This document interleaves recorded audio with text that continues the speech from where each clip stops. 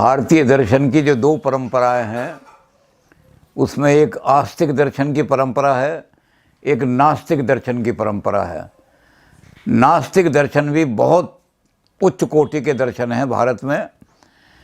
केवल वो इसलिए नास्तिक कहलाते हैं कि वो वेद को प्रमाण नहीं मानते। इसमें हमारा सबसे पहला दर्शन जो है वो बौद्ध दर्शन है।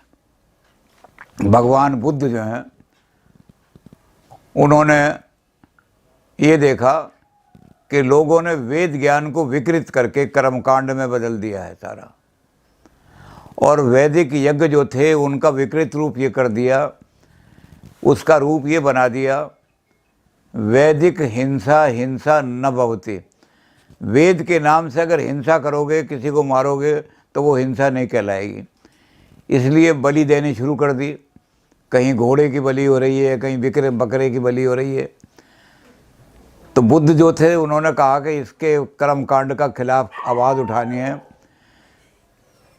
तो इसका तरीका एक ही है कि हम वेद के ही खिलाफ आवाज़ उठाएंगे। जिस वेद को विकृत किया जा सकता है, जिस ज्ञान को, वो सच्चा ज्ञान नहीं हो सकता। अगर वेद का सच्चा ज्ञान होता तो ब्राह्मण उसको विकृत नहीं करते। तो इसलिए उन्होंने वेद के को सोच करके कहा कि स्वतंत्र चिंतन करो। और बुद्ध के अनुयायी जो थे धर्मकीर्ति, उन्होंने धर्मकीर्ति ने ब्राह्मणों के सामने जा कर के, काशी ब्राह्मणों का अड्डा था, वहाँ जाके काशी में ब्राह्मणों को कहा कि जो आदमी अपने विवेक का प्रयोग नहीं करता, अपनी बुद्धि का प्रयोग नहीं करता, केवल वेद को ही प्रमाण मान करके कह देता है, उससे ज़्यादा मूर्ख दुनिया में कोई नहीं हो सकता। गंगा जल बहुत पवित्र है, वेद में लिखा हुआ है गंगा जल पवित्र है। मैं अपनी बुद्धि से देखूँगा, मैं गंगा जल पीऊँ इसको और उससे मुझे बीमार हो गया, तो मैंने वेद को प्रमाण माना, गंगा बुद्धि का प्रयोग नहीं किया, मैं तो क्लेश में फंस गया।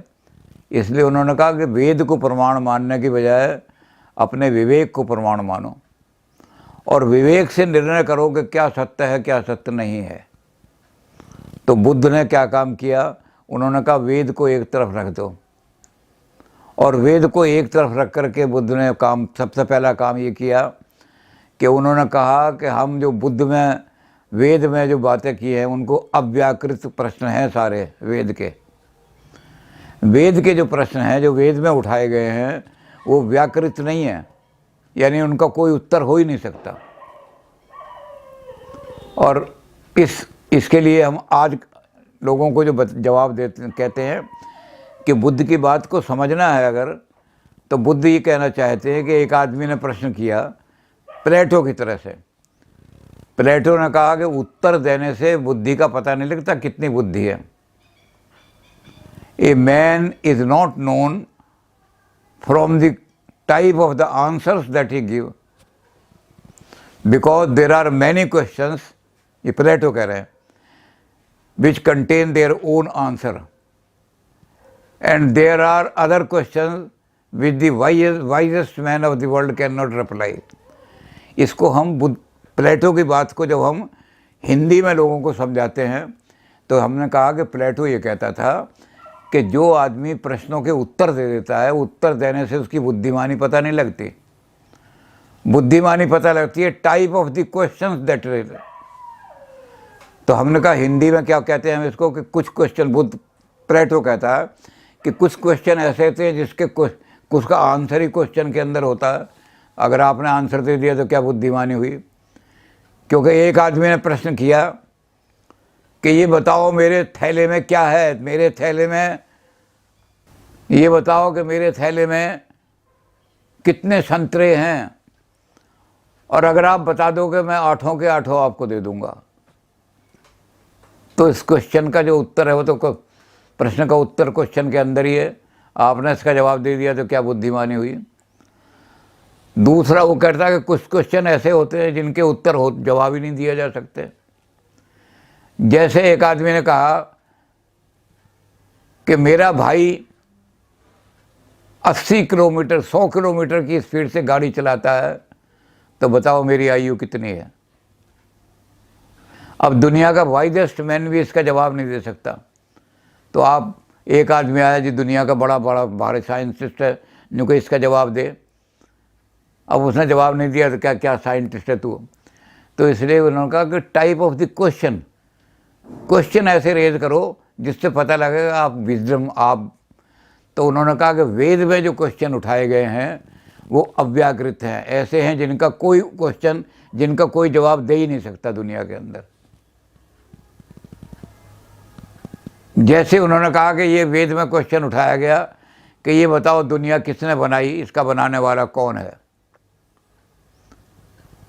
तो लोगों ने कहा जी दुनिया भगवान ने बनाई। उन्होंने कहा भगवान तो निराकार है, कैसे बना दिया। तो उन्होंने कहा भगवान को साकार मान लो। अब निराकार साकार का झगड़ा चल रहा है, जिस दिन से दुनिया बनी है भगवान निराकार है साकार है, आज तक तय नहीं हो सका। तो अव्याकृत प्रश्न है ये। तो ऐसे वेद के जितने भी प्रश्न हैं, 6 प्रश्न हैं वेद के, और 6 के 6 ऐसे जिनका आज तक कोई उत्तर नहीं दे सका। इसलिए वेस्टेज ऑफ टाइम है, वेद के प्रश्नों का उत्तर देना जो है वेस्टेज ऑफ टाइम है। इस टाइम को कहाँ प्रयोग करो, इस टाइम को मानवता के कल्याण के लिए। इसलिए बुद्ध धर्म को ह्यूमनिज्म माना जाता है। बुद्ध कहता है कि भगवान के बारे में सोचने की बजाय मानव के बारे में सोचो। अब जब आदमी मानव के बारे में सोचेगा तो भगवान कहाँ चले जाएंगे। तो बुद्ध ने भगवान को इलिमिनेट किया, भगवान को निकाल दिया।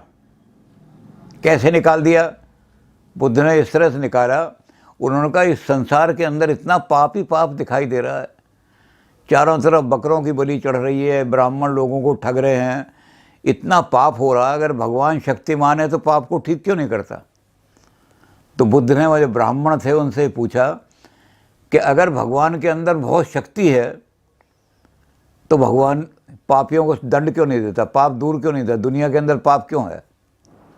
तो उन्होंने कहा भगवान या तो मेरी तरह से है कि वो दुर्बल है, बेचारा देखता तो रहता है कि पाप हो रहा है, लेकिन शक्ति नहीं है उसके अंदर इसको दूर करने की।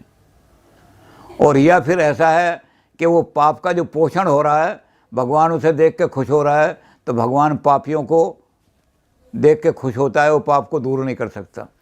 तो ऐसा भगवान जो या तो कमज़ोर है, पाप को दूर नहीं कर सकता, या पाप का पोषण करने वाला है, मैं उस भगवान की पूजा क्यों करूं। इसलिए भगवान पूजनीय नहीं है। ब्राह्मण कहने लगे, वो कहने लगे जवाब दो। ब्राह्मणों से पूछा इसका, ब्राह्मण कोई जवाब नहीं दे सके। उन्होंने कहा भगवान को निकालो। फिर सारनाथ में गए। सारनाथ में उन्होंने कहा कि कर्म प्रधान है, भगवान प्रधान नहीं है। तो ब्राह्मण कहने लगे क्यों नहीं है। उसने कहा कि मैंने अपने घर में नीम का बीज बोया है, तुम यहाँ 40 साल से भगवान की पूजा कर रहे हो, उस मेरे नीम को तुम्हारा भगवान क्या आम बना देगा। 40 साल से पूजा कर रहे हो। उन्होंने कहा नीम तो नीम ही रहेगा। उन्होंने कहा जब नीम नीम रहेगा तो मैं भगवान की पूजा क्यों करूं। और अगर मैंने आम का पेड़ बोया है लेकिन भगवान को गालियां दे रहा हूं मैं, तो तुम्हारा भगवान मेरा बिगाड़ क्या लेगा, उसे नीम का पेड़ बना देगा क्या। तो मेरे कर्म प्रधान हैं, जब मैं अपने कर्म की तख्ती लेकर के जाऊंगा। इसलिए हमने बुद्ध धर्म को कहा कि स्ट्रिक्ट कॉजल लॉ है, कार्य कारण का बहुत कठोर संबंध है बुद्ध में। भगवान कार्य और कारण के नियम को नहीं बदल सकता। नीम के पेड़ से भगवान आम पैदा नहीं कर सकता, और आम के पेड़ से भगवान नीम। इसलिए जब भगवान के पास जाओ तो कर्म लेकर के जाओ। मैंने ये कर्म किया है, इस कर्म का फल क्या है, नरक। मैं तुझे रोज़ जाके पूजा करूं तो तू मुझे स्वर्ग नहीं दे सकता। मैंने ये कर्म किया है, इस कर्म का फल है स्वर्ग। इस कर्म का फल मुझे काजल लौ की तरह स्वर्ग मिलेगा, तू मुझे नरक में नहीं भेज सकता। तो कहते जब भगवान मेरे उस कर्म के बदल नहीं सकता तो ऐसे भगवान की मैं क्या पूजा करूं। तो अपने कर्म को देखो, भगवान की चिंता मत करो। कर्म प्रधान है जिसको भगवान भी नहीं बदल सकता। तो बौद्ध दर्शन जो है, इसलिए हम कहते हैं कि बौद्ध दर्शन मेटाफिजिकल दर्शन नहीं है, नैतिक दर्शन है। अपना कर्म नैतिकता बनाओ, भगवान आपका कुछ नहीं बिगाड़ सकता। और अपना कर्म आपका खराब है तो भगवान आपको जन्नत में नहीं, स्वर्ग में नहीं भेज सकता। तो उसने कहा क्या करो फिर? उन्होंने कहा कि मानवता का कल्याण, संसार का कल्याण करो। ये प्रश्न छोड़ दो वेद में जो उठाए गए हैं। और कल्याण करने के लिए जब चलोगे तो बुद्ध ने कहा कि जब आप दुनिया में चलोगे तो आपको लगेगा कि दुनिया में 3 प्रकार के दुख हैं। सर्वम दुखम। बुद्ध ने 4 आर्य सत्य दिए। उन्होंने कहा कि 4 नोबल ट्रुथ है, उसी पर सारा का सारा आपका जीवन खड़ा हुआ है। उनको उन्होंने नोबल ट्रुथ कहा, बस यही सत्य है और यही दर्शन है सारा। तो पहला सत्य क्या है? सर्वम दुखम। किसी आदमी को देख करके ये मत जलो कि इसके पास इतना रुपया है, करोड़ एंजॉय कर रहा है, तो शराब पी रहा है। उसके पास जा कर के देखो, उसे कोई ना कोई दुख ज़रूर होगा। उससे जब पूछोगे, उसके हृदय में उतरोगे, तो वो बताएगा मुझे ये दुख है। तो हर आदमी जो है उसको कोई ना कोई दुख है, जितना भी है। लोगों के दुख को जानने की कोशिश करो, किसी से जलो मत, ईर्ष्या मत करो किसी से, बल्कि ये करो कि देखो उसका दुख क्या है। तो उन्होंने कहा 3 दुख ऐसे हैं जो यूनिवर्सल हैं, जो हर एक को है। जरा, मरण और व्याधि। जन्म के समय सबको दुख होता है, रोता हुआ पैदा होता है। कोई आदमी दुनिया में हंसता हुआ पैदा नहीं हुआ। तो जरा का दुख, एक जन्म का दुख है आदमी को, एक जरा का दुख है बुढ़ापे का। बुढ़ापे में आदमी को इतना दुख होता है, इतना दुख होता है, कभी ये हड्डी कांप रही है, कभी ये हड्डी कांप रही है। बुद्ध ने जरा को, एक बुढ़े को देखा था, लाठी पकड़ करके कमर झुका करके चल रहा था। तो बुद्ध ने कहा कि ये आदमी खड़ा क्यों नहीं होता? तो नौकर कहने लगे जी बूढ़ा आदमी है, इसकी हड्डियां कमज़ोर हो गई है, खड़ा नहीं हो सकता। कहने लगे आप भी जब बुढ़े हो गए आपको यही दुख उठाना पड़ेगा, क्योंकि जरा जो है ये बहुत बड़ा दुख है और हर एक को बुढ़ापा आएगा। या तो आदमी जवानी में ही अपने आप को ख़त्म कर ले और मरेगा, तो बुढ़ापे में सबको यही दुख होगा। तो पहला दुख है जरा। दूसरा है मरण। मरते समय आदमी को खुद भी दुख बहुत होता है और जो दूसरे आदमी उनको भी दुख दे के जाता है। तो जरा, मरण। और तीसरा उन्होंने कहा जब तक ये शरीर है कोई ना कोई व्याधि इसमें ज़रूर लगेगी। किसी को नज़ला होगा, किसी को ज़ुकाम होगा, किसी को बुखार आ जाएगा। बुद्ध ने कहा ये शरीर व्याधियों का घर है। तो ये 3 दुख जो हैं, ये आदमी के, इन दुखों को जाकर के दूर करने की कोशिश करो। बस यही संसार में पहला नियम ये है। बजाय भगवान की चिंता करने के आप ये काम करो। तो किसी को बुढ़ापे का दुख है तो उसको कैसे बचाओगे आप? किसी को मृत्यु का दुख हो रहा है तो उसे कैसे बचाओगे? और किसी को शरीर में व्याधियां लगी हुई हैं, तो उन्होंने कहा कि पहला काम ये है। अब उन्होंने कहा कि दूसरा सत्य क्या है फिर? ये दुख जो है इनका कारण क्या है? तो उन्होंने कहा कि हर एक दुख का कोई ना कोई कारण होता है। बिना कारण के कार्य हो ही नहीं सकता, बिना कॉज के कोई इफेक्ट नहीं हो सकता। इसको उन्होंने कहा प्रतीत समुत्पाद। Try to find out the cause. और जब कॉज को आप रिमूव कर दोगे, इफेक्ट अपने आप दूर हो जाएगा।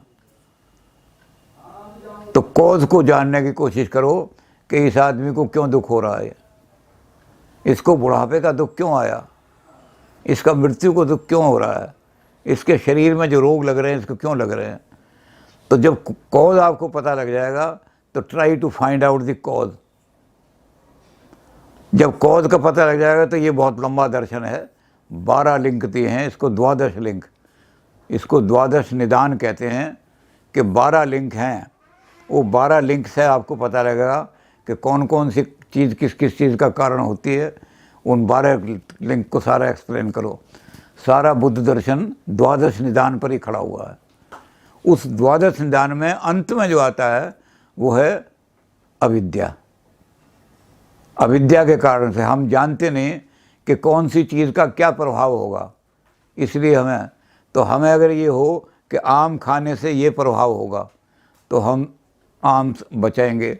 अगर हमें ज्ञान नहीं है आम की होगा तो आम खाए जाएंगे, नुकसान हो जाएगा। तो बुद्ध कहते हैं इसमें एक काम ये करो आपको जो क्लेश हैं सारे, उन क्लेशों को दूर करने के लिए उन्होंने एक विहार बनाया और विहार में कहा कि उन क्लेशों को दूर करने के लिए आप 4 काम करो। सबसे पहला काम क्या है? उन्होंने कहा मुदित। जो संसार के अंदर फल रहे हैं, फूल रहे हैं, तरक्की कर रहे हैं, ऊंचे बढ़ उठ रहे हैं, उनको देख करके जलो मत, बल्कि मुदित होकर के प्रसन्न होकर उनसे पूछो, आपने इतनी उन्नति कर ली, धन्य है, हमें भी रास्ता बताओ इसका। तो उनको प्रसन्नता के कारण से, उनको देख करके प्रसन्नता के कारण उनसे मिलोगे, वो आपसे देखेंगे तो ईर्ष्या के कारण से आपको जो दुख होता है, जो ईर्ष्या आपको जला देती है, ईर्ष्या की अग्नि आपको भस्म कर देती है, उससे बचने का एक ही तरीका है कि उनसे ईर्ष्या करने की बजाय उनको देख करके उनसे पूछो। तो उसके लिए उन्होंने कहा कि आपका स्वभाव जो है वो अगर समुद्र आपका तंग नज़र है, आपकी दृष्टि बड़ी घटिया है, तो आप क्या करोगे? उनसे जलोगे, उनका नाश करने की कोशिश करोगे, अपना नाश कर लोगे, क्योंकि अग्नि आपका ही नाश करेगी।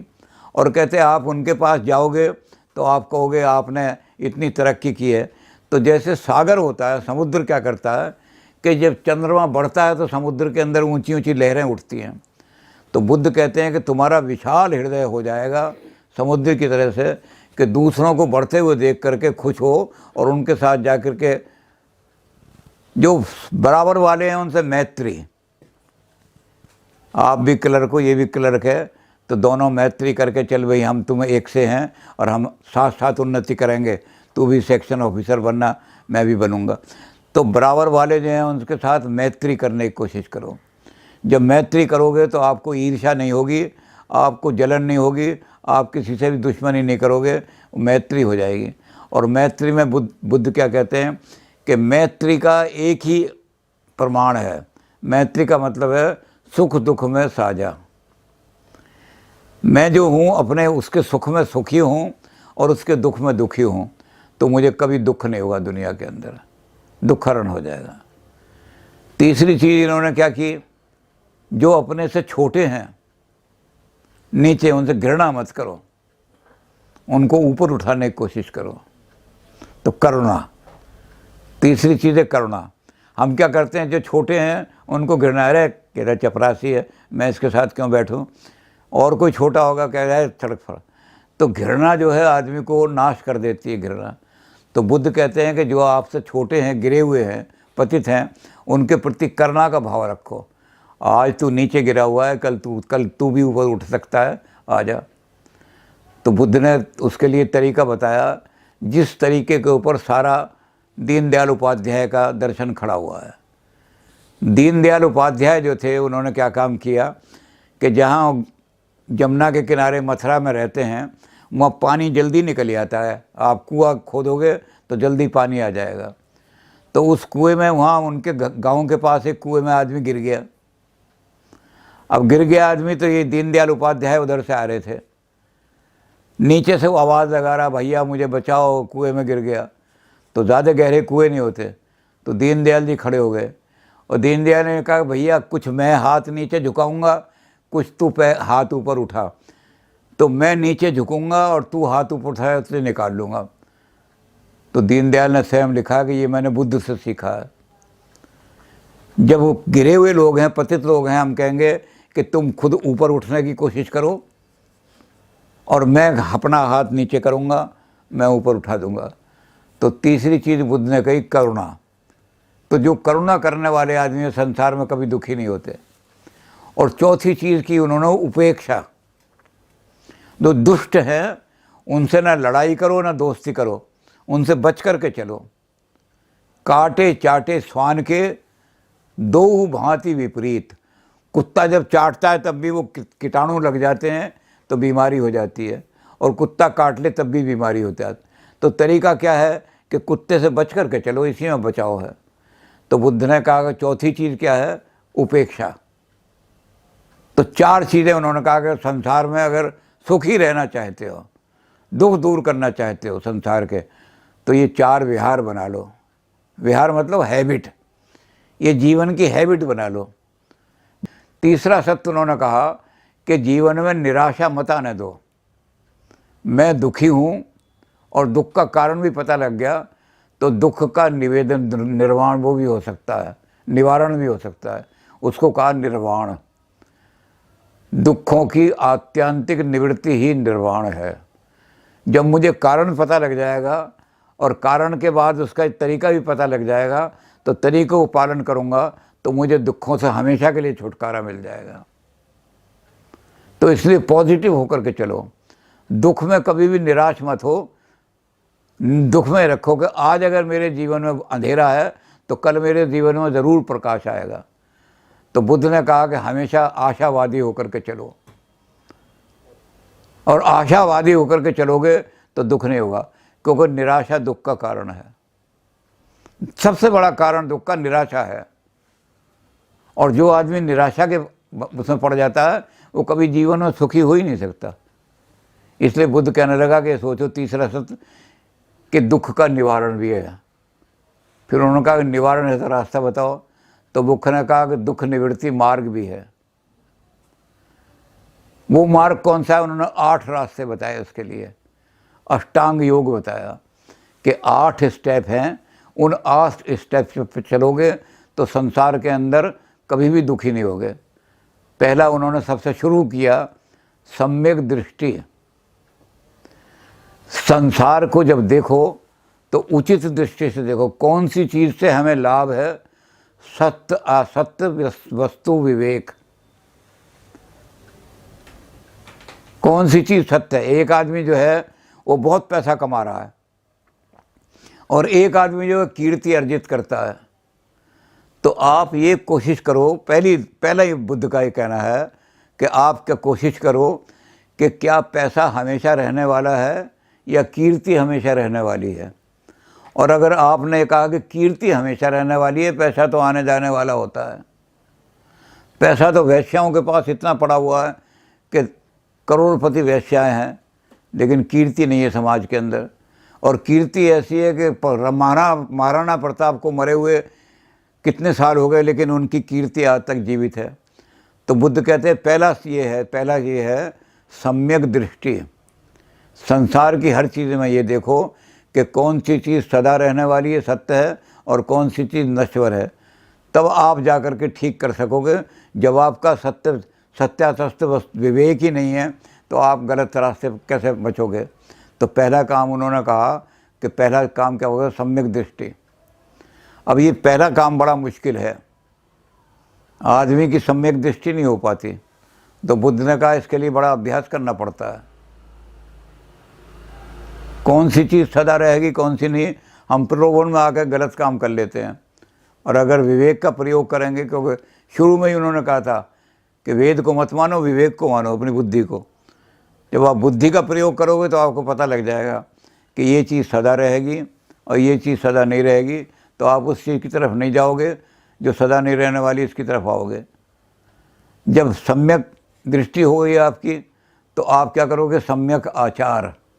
फिर अब आपका आचरण भी सम्यक हो जाएगा, शुद्ध हो जाएगा। आपके पैर उधर की तरफ उठेंगे नहीं जिधर गलत रास्ता है। तो सम्यक आचरण बनाओ अपना। फिर सम्यक क्या करोगे? जब आचरण ठीक करना है तो उसके लिए आप क्या करोगे? सम्यक व्यवसाय। वो व्यवसाय चुनो जो आपको कीर्ति दिलाने वाला, आपके मन को प्रसन्न करने वाला, आपको दुनिया में अच्छे ऊंचा उठाने वाला है। तो आप व्यवसाय भी सम्यक चुनोगे। फिर कर्मांत, जो कर्म मैं कर रहा हूँ उसको देखो, इस कर्म का क्या फल मिलेगा। मैं नीम बो रहा हूँ तो मेरे घर में नीम ही पैदा होगा। मैं आम बो रहा हूँ तो आम पैदा होगा। तो कर्म जो करो वो सोच करके, कोई कर्म ऐसा मत करो बिना सोचे हुए, वो सोच करके कर्म करो। जब ये आपका होगा तो सम्यक आजीविका। अब ये जो चीज़ है बुद्ध की, इसको चाणक्य ने बहुत अच्छा लिया है। बुद्ध की इस चीज़ को सम्यक आजीविका। आजीविका कमाने के साधन जो हैं, जो आदमी गलत तरीके से कमाता है उसकी कमाई गलत तरीके से जाती है। इसको सारी दुनिया ने माना है। माले हराम बूदो बजाय हराम रफ्त। जो आदमी हराम की कमाई करते हैं उनकी कमाई भी हराम के कामों में चली जाती है। जो आदमी गलत तरीके से कमाएगा वो क्या करेगा? शराब पीने के लिए चला जाएगा, कहीं और दुकान पर चला जाएगा, जुआ खेलने चला जाएगा। तो आजीविका जो है वो इस तरीके से कमाओ। चाणक्य ने कहा कि सबसे बड़ी शुद्धि जो है वो आय की शुद्धि है। मेरे पास जो पैसा आ रहा है वो शुद्ध तरीके से आना चाहिए, गलत तरीके से आना नहीं चाहिए।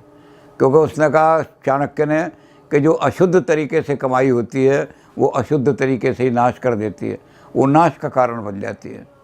घर में अगर नाश का कारण लाना है तो शुद्ध आयु। और यही बात फिर इन्होंने कही आज के ज़माने में। आज के ज़माने में जम्बेश्वर ने आज का कहा कि जो गलत कमाई होती है वो दो जगह जाती है, या डॉक्टर के जाती है या डाकू ले जाते हैं उसको। गलत तरीके से आपने पैसा कमाया और उस पैसे को आपने इकट्ठा करके रख दिया तो डाकू आपके घर में, कि इसके घर में बहुत सोना, डाका पड़ेगा। और अगर डाका नहीं होगा तो क्या होगा, आप जो गलत तरीके की कमाई है, कभी उससे हलवा खा रहे हो, कभी रबड़ी खा रहे हो, तो 100 तरह की बीमारियां लग जाएंगी। एक डॉक्टर आ रहा है हार्ट का इंजेक्शन लगा रहा है, दूसरा डॉक्टर आ रहा है डायबिटीज़ की इंजेक्शन लगा रहा है, तो 16 डॉक्टर आपने रखे हुए हैं और 16 तरह की दवाई खा रहे, इंजेक्शन लग रहे हैं, तो रोज़ाना 1600 रुपया खर्च हो रहा है आपका। तो जम्बेश्वर ने कहा कि दो ही जगह जाती है हराम की कमाई, या डाकू ले जाते हैं या डॉक्टर ले जाता है। जीवन में सुखदाई नहीं बनती वो। आपने पैसा बहुत कमा लिया, माल बहुत खा रहे हो उससे, लेकिन दिन में 6-6 इंजेक्शन लग रहे हैं। तो बुद्ध कहते हैं कि आपका सम्यक आजीविका होना चाहिए। आजीविका के साधन वो रखो जो शुद्ध तरीके से कमाई है। तो इस तरह से उन्होंने आजीविका भी कहा। फिर उन्होंने कहा कि आपका जो व्यवहार है लोगों के साथ वो ऐसा होना चाहिए, जिसके लिए उन्होंने 4 वो बताई दिए थे कि वो विहार ले आओ सारे के सारे। फिर उसके बाद उन्होंने कहा शील और समाधि। आदमी के जीवन में सबसे बड़ी चीज़ शील होनी चाहिए। अगर शील नहीं है आपके जीवन के अंदर, उन्होंने कहा 3 चीज़ हमेशा रहने वाली हैं। एक शील हमेशा रहने वाली है, एक शुचि हमेशा रहने वाली है। अब आदमी क्या करता है कि आपने शुचि नहीं रखी, गंदगी की हैबिट में पड़ गई, गंदा भोजन कर रहे हैं, गंदा खा रहे हैं, तो थोड़े दिनों बाद आपको खुद ही उससे घृणा हो जाएगी। और शुचि जो है वो आपकी हमेशा रहने वाली है। तो बुद्ध ने कहा ये 3 चीज़ें लाओ। पहले शुचि लाओ अपने जीवन के अंदर, ये शुचि जो है हमेशा रहेगी। और अशौच जो है थोड़े दिनों के बाद आदमी उससे घृणा करने लगेगा। अशौच, आप खुद ही उससे घृणा करने लगोगे। तीसरी चीज़ शील। आदमी जो है अश्लीलता जो है उसको ज़्यादा दिनों तक नहीं चल सकती। थोड़े दिनों बाद में अश्लीलता को छोड़ करके घृणा, उसी अश्लीलता से घृणा करेगा। शील सदा रहने वाली है। और तीसरी चीज़ बुद्ध ने कही जो हमेशा रहेगी वो है प्रेम, स्नेह। प्रेम का मतलब ये नहीं लव, उन्होंने कहा स्नेह। स्नेह का मतलब करुणा करो, दुखी हो उनके साथ खड़े हो जाओ। तो 3 चीज़ें बुद्ध ने कहा ये अपने जीवन में लाओ, 3 चीज़ें ये आ जाएंगी। ये तीनों शील हैं। इस शील के आधार पर हमारे इन्होंने नेहरू जी ने पंचशील बना दिए थे। 3 शील हैं। और जब ये तीनों शील आ जाएंगे तो सम्यक समाधि। तो बुद्ध कहता है कि दुनिया का कोई दुख आपको दुखी नहीं कर सकता। ये जो तीसरी अंतिम बात कही है बुद्ध ने, वो साइकोलॉजिकल बात कही है। वो फ्रायड कहता है कि बुखार में हम, बीमारी में हम उतने दुखी नहीं होते जितना बीमारी की चेतना से दुखी होते हैं। मुझे 103 बुखार है, वो इतना दुखदाई नहीं होगा, लेकिन मुझे चेतना होती है हाँ 103 बुखार हो गया, वो हार्ट अटैक भी करा सकता है मुझे। तो बुद्ध ने कहा कि आपको कितने दुख आ जाएं, लेकिन दुख की चेतना नहीं आएगी कभी भी आपको। मैं बूढ़ा हो गया हूँ, इस बूढ़े का कभी आप लोगों के सामने रोना नहीं रोगे कि बूढ़ा हो गया हूँ। अरे बूढ़ा तो होना ही था, सबको होना था, ये भी हो गया तो क्या हो गया। तो उन्होंने कहा कि रोग की, दुख की चेतना जो है वो आदमी को दुखी करती है। दुख की चेतना समाप्त हो जाएगी, आपके अंदर इतनी शक्ति आ जाएगी कि कितना ही बड़ा दुख है आपको उसकी कोई चेतना नहीं होगी। तो बुद्ध ने ये अष्टांग मार्ग बना करके दे दिए। तो इसलिए भगवान को बुद्ध ने बिल्कुल इलिमिनेट कर दिया और कर्म को प्रधान कर दिया। अपने कर्म को देखो, अगर आपके कर्म शुद्ध हैं तो भगवान कुछ नहीं बिगाड़ सकता। आपके कर्म अशुद्ध हैं तो भगवान आपको स्वर्ग नहीं दे सकता। तो बुद्ध की थ्योरी इसलिए कठोर नैतिकता की थ्योरी कहलाती है। ये दूसरी चीज़ सामाजिक काम किया बुद्ध ने।